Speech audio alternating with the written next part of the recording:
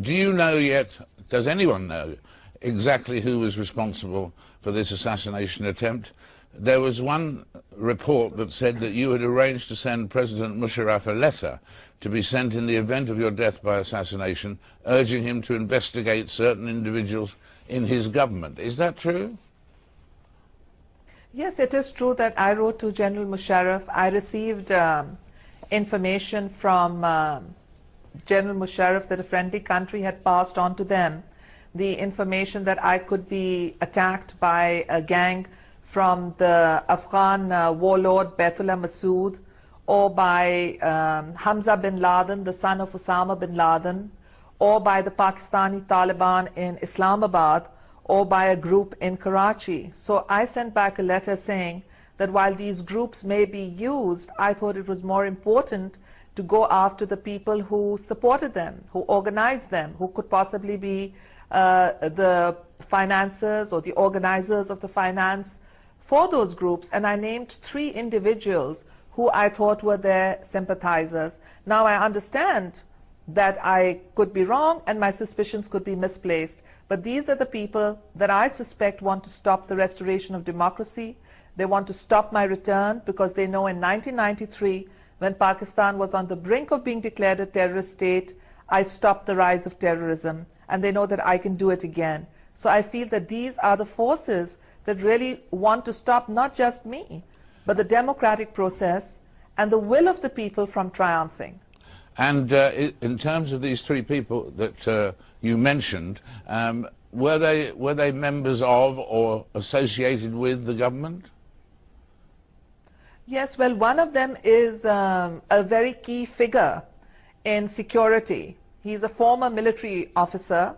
He is someone that has had dealings with Jaish-e-Mohammed, one of the banned groups, with Maulana Azhar, who was in an Indian jail for decapitating 3 British tourists and 3 American tourists.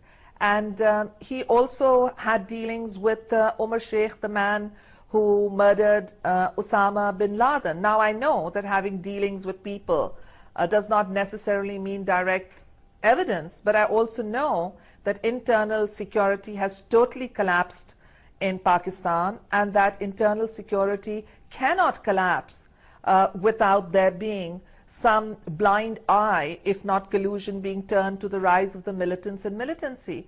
Not only are our tribal areas out of our control, but even the beautiful valley of Swat is now under takeover by Islamists. So I would like to see a Pak-led police inquiry assisted by Scotland Yard or the FBI come in, use their forensic and scientific explanation to find out not only the perpetrators, but the financiers and the organizers of this heinous crime that killed 158 innocent people. And in terms of that terrible tragedy, have you actually spoken to President Musharraf since that? Yes, I have. He was very gracious.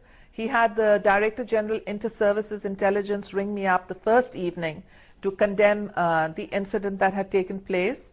And he phoned me the next morning and he said that he and Prime Minister Aziz had been watching my reception from the beginning and were very sorry about the unfortunate blast that had taken place. And also he condemned the blast, he grieved with the families, he expressed his sorrow, but he was a bit worried that my party naming a security official could hamper that rapprochement process. And I assured him that it was not my intention to hamper the rapprochement process. I did want to see a peaceful transition to democracy through fair, free and impartial elections, but I also felt that it was important, A, to have an independent inquiry that gave me confidence, and B, to have impartial, politically neutral people in key positions in government in the caretaker or transitory period. You still feel that you can do business with President Musharraf? That hasn't been affected by this tragedy. The 2 of you could still work together? Well, David, I think we need to see this in ongoing negotiations. We both have the desire to work together, but while we have the principles sorted out, we really need to sort out the modalities. Because I'm asking myself, how a PPP government, if the people of Pakistan elect us, can actually cope if we cannot have officials in our internal security who we feel have no links to militants and to their supporters. I'm just wondering that if I was the target of a horrific terrorist attack in which 158 people died, and I can't even file a police complaint because the government doesn't allow me to file it, then, well, would this rapprochement mean an effective transition, or would it mean a continuation of the status quo? I'm interested in an effective transition, and I'm willing to explore with General Musharraf the modalities in which that we can have such a transition. But I'm not willing to be the icing on the cake if it's a poisoned cake full of the kind of system that in the last 5 years has seen terrorism rise, not just in Pakistan, but its effects in nearby Afghanistan, on NATO troops, and even beyond in Europe. And in terms of what happens next, has there been any progress in terms of the thing about you being allowed to have, or anybody being allowed to have 3 terms in Pakistan as Prime Minister? Well, I have discussed with my party members what has been confidentially assured to us, but they know that we expect a resolution of this issue at the opportune time. But what I'm really interested right now is an investigation, a Pakistan police investigation assisted by the international community with the forensic skills to unmask the perpetrators, organizers, financiers, and sponsors of this act of terrorism. I'm not saying this just because it was an attack on me. The locality where the chairman Joint Chiefs of Army Staffs lives was attacked 2 days back. An Air Force bus was attacked yesterday. People in marketplaces are killed. And unless we get to the financiers and the perpetrators and organizers, we're not going to be able to frighten them into accepting responsibility for their crimes. They don't accept. They kill people and they think they won't even have to go to jail. They won't have to answer before a judge. And that's wrong. And what about the situation? What if the Supreme Court say that the election of President Musharraf was valid, but he still kept wearing his army uniform? Would that be a problem for you?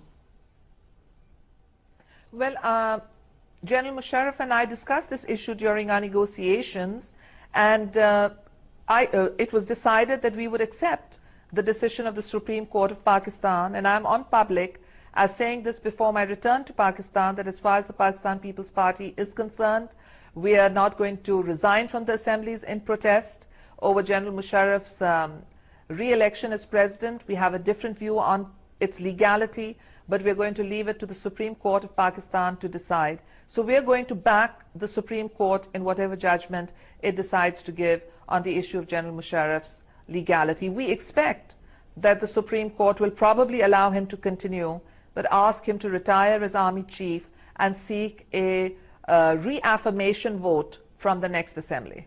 So, and if he kept wearing the army uniform, that would be a problem for you and the Supreme Court, perhaps? Yes. Yes, it would be a problem for me, for the Supreme Court of Pakistan. It would probably demoralize the armed forces who haven't had a serving Army Chief since October 1999, and it would certainly not be acceptable to the people of Pakistan. Now, General Musharraf has assured me that he would retire as Chief of Army Staff, and he said this to the Supreme Court too in an open declaration that he would take his oath as President for a second time without the uniform. So let's see what happens. How is the Pakistan you now see different from the Pakistan you left 8 years ago? Well, part of the Pakistan that I know was very much there. The 3 million people who turned out to greet me at Karachi airport were dancing, they were singing, they were celebrating, they were full of joy. There were young people, there were taxi drivers and rickshaw drivers and daily wage earners. They were the working classes, the laborers, the peasants, and they all came to demonstrate their support in democracy and their support to the forces of moderation. And then the tragedy struck, but it struck through the militants who are a minority, a small minority who want to use the bullet to capture my country, and they mustn't be allowed to do so. And even though there has been turmoil and tragedy, I am confident that if we can restore the democratic process, we can restore tranquility, security to our people, provide them with the employment and the education that are the best guarantees of a tolerant society. Benazir, thank you so much for joining us today. It's been a real privilege to talk and to hear the situation exactly as you see it. Thank you very much indeed. Thank you, David. Benazir Butto. More in a moment from Frost Over the World.